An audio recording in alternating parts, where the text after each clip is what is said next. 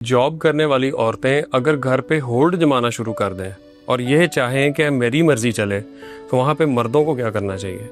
देखिए, बड़ी सिंपल सी बात है, इसे आसानी से समझ सकते हैं आप। घर में मर्द का जो इख्तियार है उसकी एक बहुत बड़ी वजह यह होती है कि वो सारे घर के अखराजात, नान नफ़का जो है वो मैनेज करता है।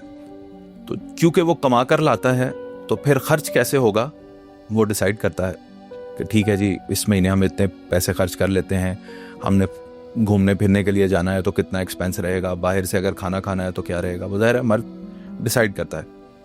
इन अदर केस जो आप बता रहे हैं कि अगर जॉब करने वाली औरत कहे कि मैं घर पे रोब जमाती हूँ, इसको थोड़ा सा इस एंगल से देखिएगा।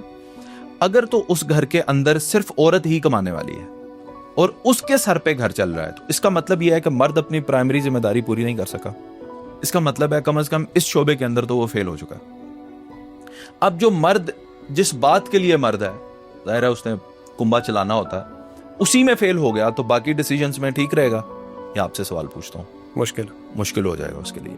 तो फिर जाहिर है कि आप वो रिलाय करता है अपनी बीवी पर। जब जिस तरह बीवियां रिलाय करती हैं अपने मर्दों पर, तो अब वो अपनी बीवी पर रिलाय कर रहा है, तो जाहिर है बीवी जो है वो फिर जो कमा कर ला रही है वो डिसीजंस तो करेगी। देखो, अब जिसके जेब से पैसे जाने हैं उसने ही फैसला करना है ना, कहाँ क्या जाएगा, कैसा जाएगा। लेकिन अगर सिचुएशन ये है कि दोनों कमाते हैं जी, और प्राइमरी कंट्रीब्यूटर जो है वो मर्द ही है और औरत जो है वो सेकेंडरी कंट्रीब्यूटर है, कभी कभी कुछ ना कुछ उसमें डाल देती है या सपोर्टिव हैंड है, तो फिर फैसले जो हैं वो उसी तरह से होंगे। यानी ज़्यादातर फैसले, प्राइमरी फैसले मर्द करे, छोटे मोटे फैसलों में वो भी करे। और अगर फर्ज करें कि सारा खर्चा मर्द ही उठाता है और औरत कुछ नहीं बीच में कंट्रीब्यूट करती, फिर भी फैसले तो मिलजुल कर ही होते हैं ना।